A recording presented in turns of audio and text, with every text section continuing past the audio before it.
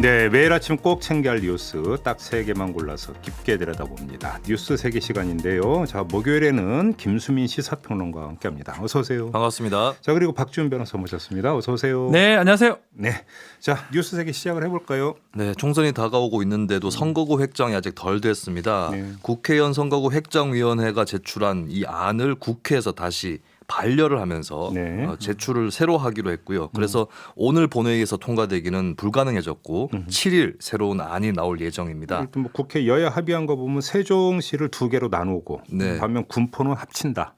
딱 요것만 손대는 걸로. 그렇습니다. 분구와 통폐합을 최소화하는 방향으로. 결국은 뭐 통과될 거는 같아요. 그러니까. 또 여야 한석 이런 식으로 돼 있거든요. 손해하고 이익이 네. 뭐 약간은 뭐 손질이 되지만 다음에는 통과가 된다. 결국 이렇게 뭐 정리가 되는 것 같네요. 네. 자, 다음은요.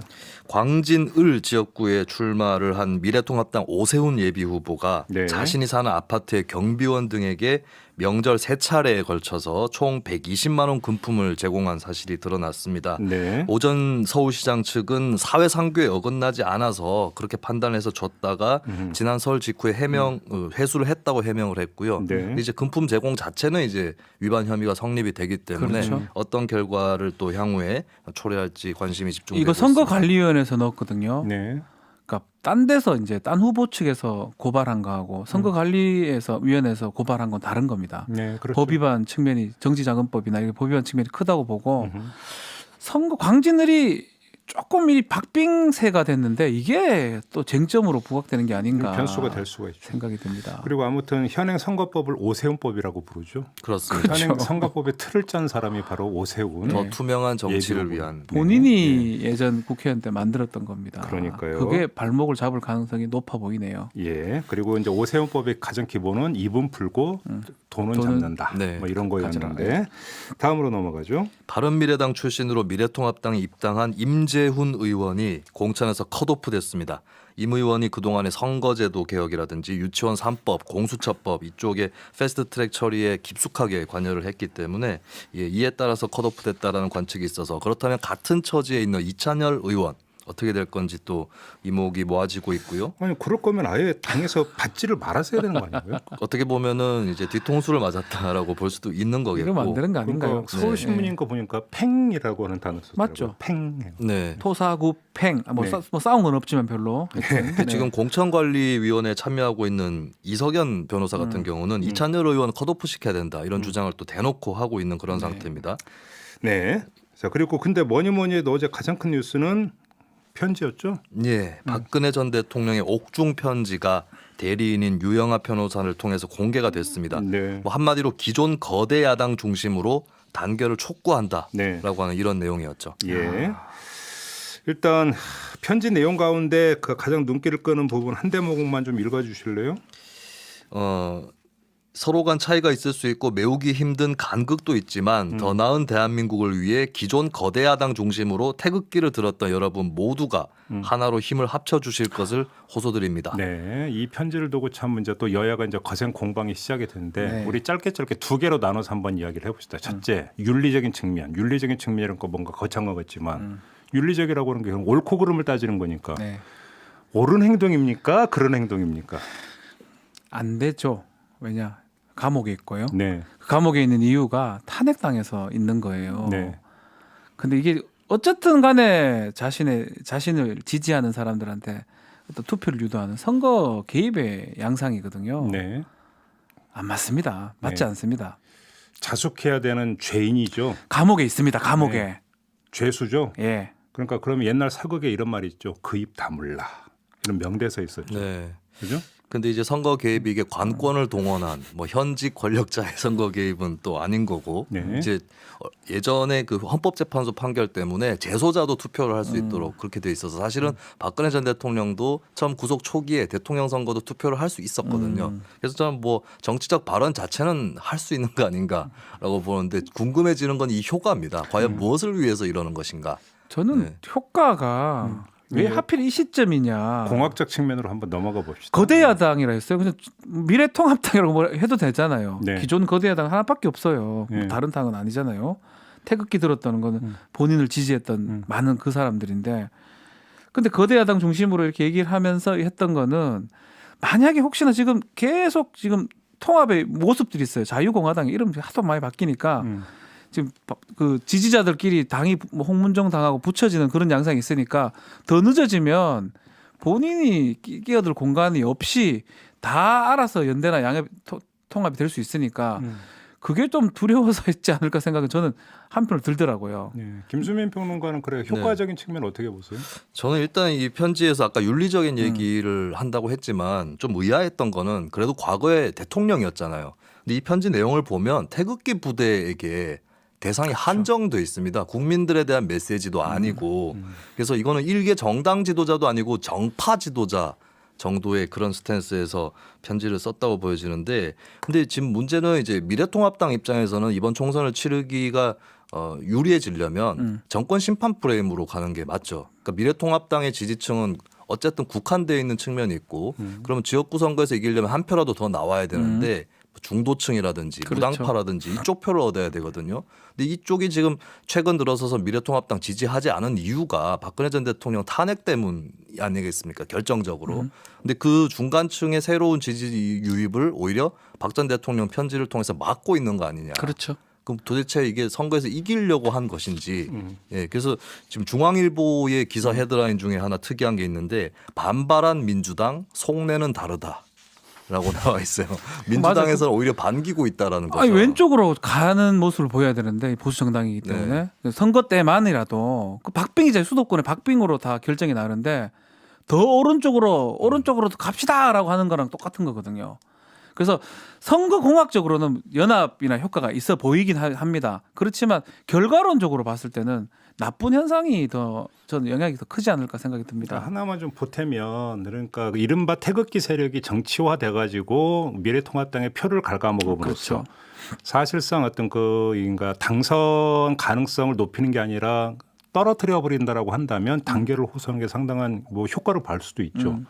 근데 일단 태극기 세력이 두 개로 쪼개져 있었잖아요. 네. 그렇죠. 그렇죠. 네. 두 개로 쪼개져 있었던 상태에서 과연 그러니까 이렇게 되어버리면 뭐 태극기를 들었던 시민들 같은 경우도 태극기 정파에 과연 한 표를 하겠는가 아니면 미래통합당에 한 표를 던지겠는가에 대해서 아주 면밀히 봐야 되는 건데 후자의 가능성이 더 높다고 봐야 되는 것 아니겠습니까? 맞아요. 그런 상태에서 지금 이 서신이 나와버리면 이게 어떤 뭐 단계를 그 강조하는 것들이 얼마만큼 효과가 있을지 좀 따져봐야 되는 문제가 좀 하나가 있는 것 같고요. 아까 윤리적인 측면에서 제가 하나만 좀 보태서 말씀을 드리면 이런 것 같아요. 그러니까 이 편지의 이제 맥락을 저도 이제 여러 번 꼼꼼히 읽어봤는데 딱 베이스에는 뭐가 깔렸냐면 나는 억울한 피해자, 정치 탄압의 희생양, 그렇죠. 이런 자기 인식이 깔려 있더라고요. 그래서 드리는 말씀이에요. 그렇죠. 그러니까 뭐냐면 나는 억울한 정치 탄압의 희생양인데 그래도 지금까지 참고 참았는데 더 이상은 못 참아. 그래서 한마디 해야겠어. 이게 지금 헌법재판소에서 탄핵 결정을 받고 일부 형사 문제에 대해서 유죄가 확정돼 있는 사람이 할 수 있는 이야기이냐. 저는 이걸 제기를 하는 거거든요.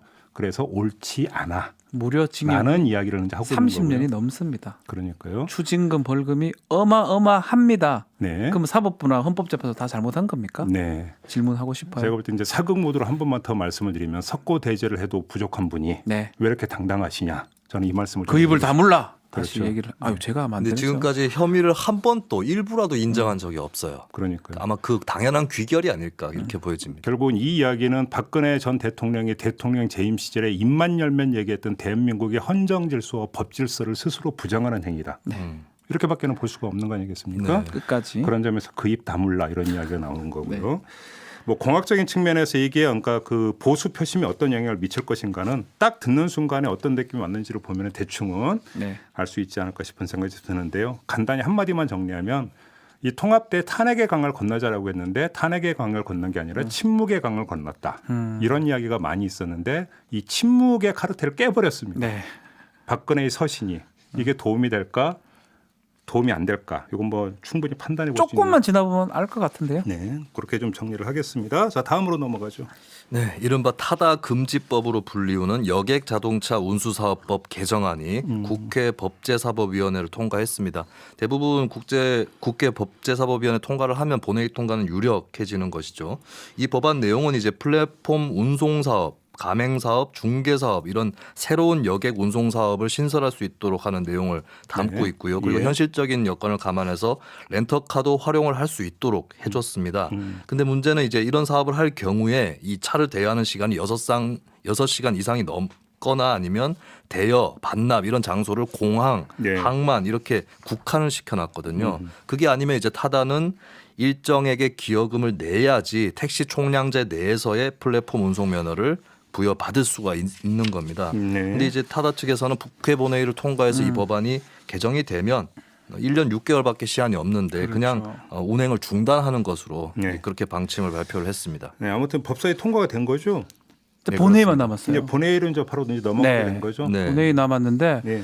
지금 추세대로라면 본회의 통과의 가능성이 높지 않을까 생각도 들거든요. 그러니까요. 예. 예. 이 법제사법위원회가 한국에서 좀 변질이 돼서 그렇죠. 어떻게 보면 상원이 상원의 역할을 돼버렸으니까요. 하고 있는데 이렇게 법사위 통과하는 것 자체는 굉장히 이제 뭐 여러 가지 논란이 있는 경우에는 막히는 그런 경우도 있지만 이걸 통과했을 때는 대부분 뭐 여야가 뭐 본회의에서는 합의를 봤다고. 프리패스죠. 그렇게 봐도 뭐 네. 무방한데 이제 문제는 저는 또 법 판결을 지적하지 않을 수 없습니다. 그러니까 검찰에 기소를 했기 때문에 재판부에서 판결했고 며칠 전에 지금 무죄가 났어요. 예. 무죄가 났는데 또 이걸 입법으로 간다. 이건 또 아주 근데 그 어색합니다. 무죄 판결 취지와는 또 반대로요. 반대 방향으로 예. 이렇게 지금 되는 거죠. 근데 그 무죄 판결을 내리는 그 판결문 내용에 보면 이거는 이제 제도적으로 해결을 할 문제다. 국회라든지 이런 이해관계자들이 좀 합의를 해야 된다라는 판사의 메시지도 들어가 있거든요. 그렇기 때문에 제가 계속 얘기했지만 네. 검찰의 기소가 조금 빨랐다. 처음부터 일로 갔었어야죠. 여기서 논의의 장을 마련했었어야죠. 네.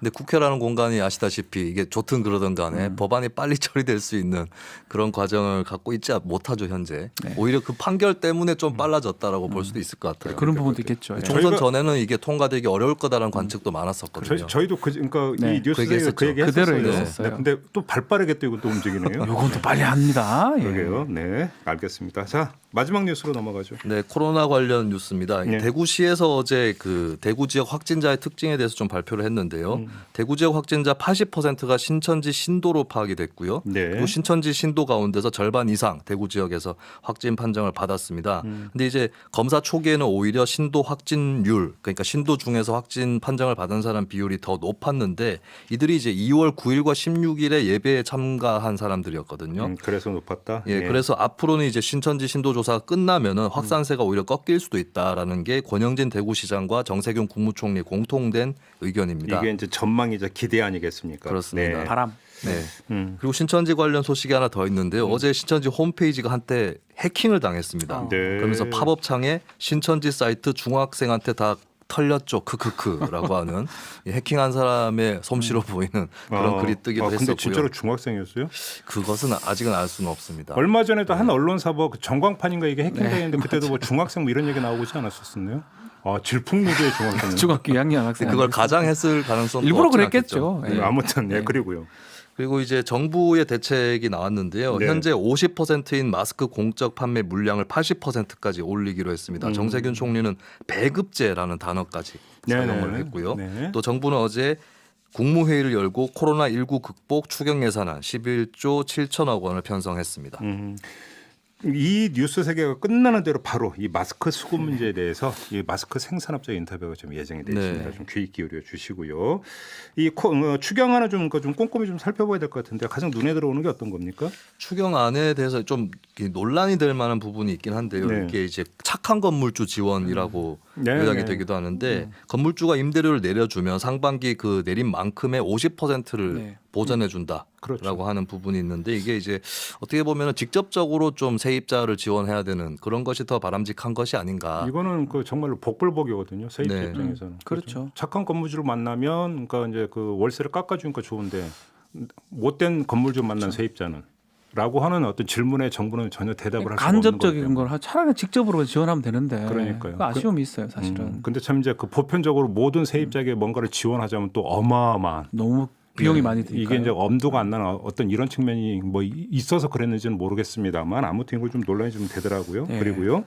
그리고 이제 뭐 직접적인 지원 예산도 있기는 합니다. 뭐 생계, 의료, 주거, 교육, 급여 이 수급자들에게 지역사랑 상품권을 준다든가 이런 내용이 들어가 있고 네. 또 한편 눈에 띄는 것은 7세 미만 자녀가 있는 가족은 자녀 한 명당 4개월간 월 10만 원씩 총 40만 원어치의 지역사랑 상품권을 주게 되는데 근데 이것도 이제 그 7세 미만의 아동이 있어야 되는 거잖아요. 그러니까 어제 저희도 네. 이제 그래서 시대전환 이원재 대표하고 네네. 인터뷰하면서 이제 재난 그 기본소득에 네. 대해서 얘기를 나눠봤는데 근접돼 있어요. 어제 추경을 보면 2조 원 규모 안에서 그러니까 이제 쿠폰을 줘서 그러니까 그 소비를 할 수 있게 해주겠다라고 하는 그렇죠. 거니까 여기서 몇 조만 더 쓰면 그러니까 재난 어떤 그 기본소득 같은 것도 한번 실험도 해보면서 혜택이 좀 더 넓어지는 거 좋은 네. 거 아니냐.